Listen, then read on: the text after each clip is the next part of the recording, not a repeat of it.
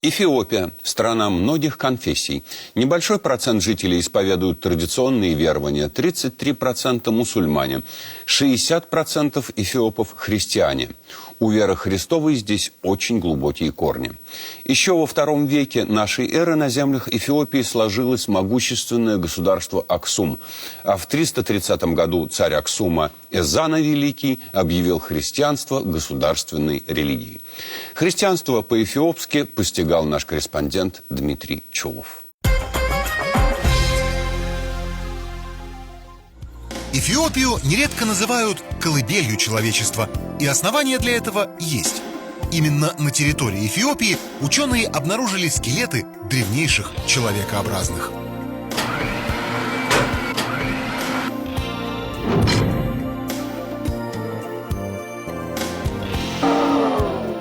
В историческом музее Аддис-Абебы, столицы страны, хранятся не только личные вещи легендарных монархов, уникальный резной трон и предметы религиозного культа. Здесь представлены свидетельства гораздо более древних времен. В свои 25 лет она была ростом всего 1,5 метра, а весила 27 килограммов.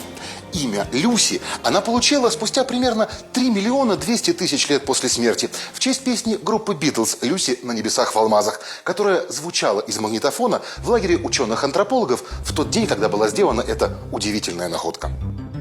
Выставленный в отдельном зале скелет самой известной представительницы австралопитеков афарских вызывает интерес у всех посетителей музея.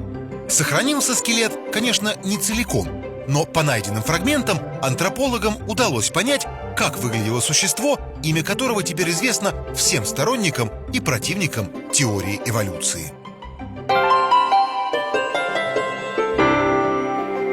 В хороший день с вершины горы Энтото открывается прекрасный вид на столицу страны Аддис-Абебу. В центре эфиопской столицы стоит памятник правителю Менелику II, хотя своим основанием она обязана его супруге Тайту. Именно она выбрала место у подножия горы Энтото у горячих источников и дала городу название Аддис-Абеба, что значит «новый цветок».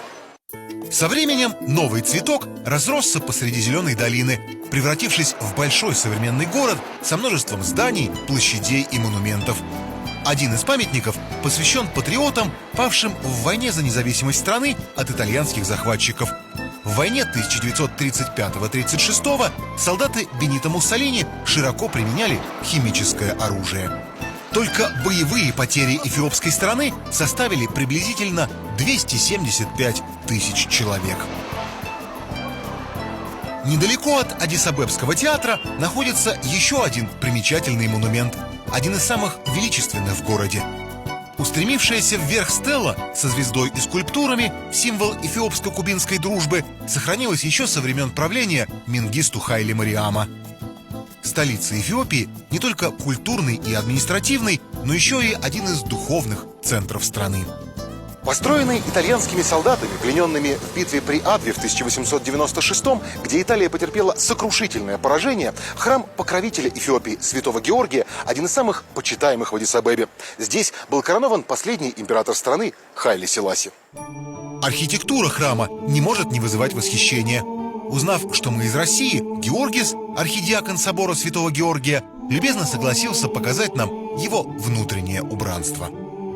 За внутренними стенами в каждом эфиопском храме хранится его главная реликвия – табот, который никто из прихожан не может ни видеть, ни тем более трогать, дабы не осквернить. Святой Георгий – небесный покровитель Эфиопии. На протяжении истории реликвию из раннего храма святого Георгия брали на поля сражений, чтобы сила, заключенная в ней, помогала вести солдат в бой. В битве при Адве во время первого нашествия итальянцев именно святой Георгий помог нам выиграть и отстоять независимость нашей страны.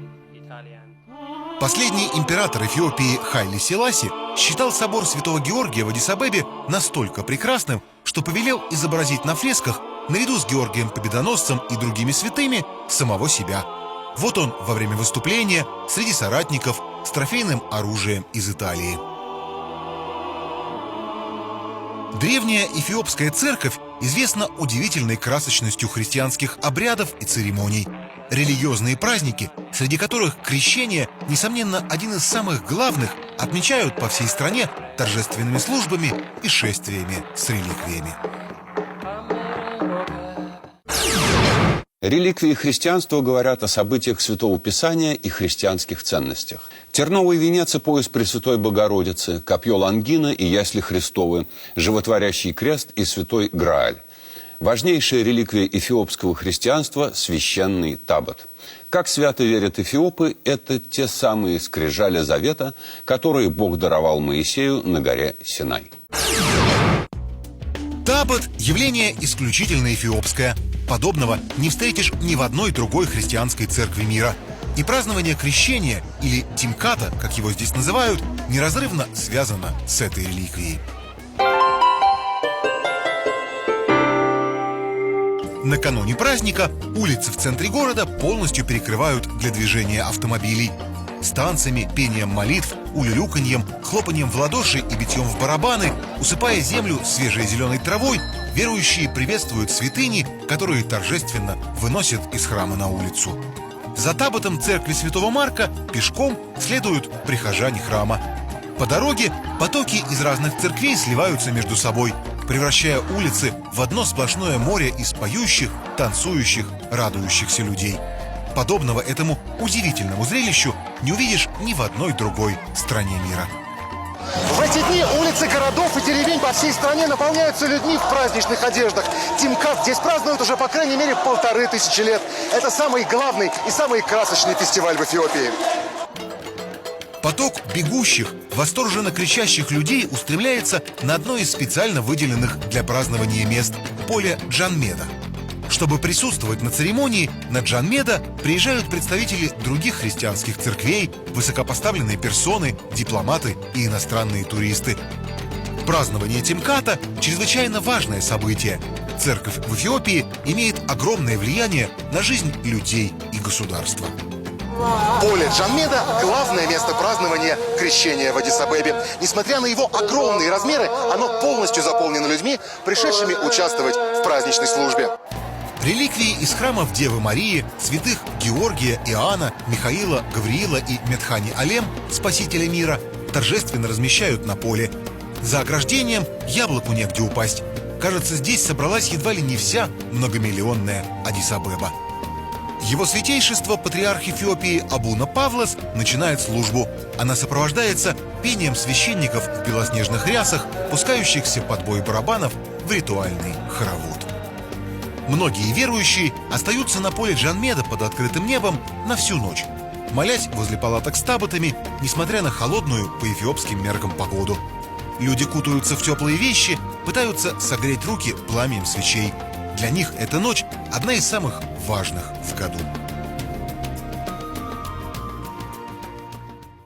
На утро верующие плотным кольцом вновь обступают центральную часть поля. При этом многие занимают места задолго до рассвета. Утренняя служба, громогласно транслируемая на всю округу, проходит возле специально построенного бассейна у статуи Иоанна Крестителя и Иисуса. Как только патриарх освещает воду, кольцо людей сжимается, вплотную подбираясь к забору, огораживающему место службы. В разные стороны от бассейна проложены шланги с распылителями. Из них служители поливают толпу, и каждый человек мечтает, чтобы струя попала именно в него. Люди тянут вверх руки, стучат себя по лбу, стремясь привлечь к себе внимание.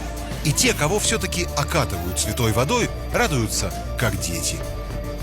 А в это время сам патриарх поливает святой водой из шланга священнослужителей и гостей. Воду здесь набирают в пластиковые бутылки и любые другие емкости. Для пришедших нет большего счастья, чем просунуть добрым людям за забор свою бутылку и получить ее обратно, наполненную освященной водой.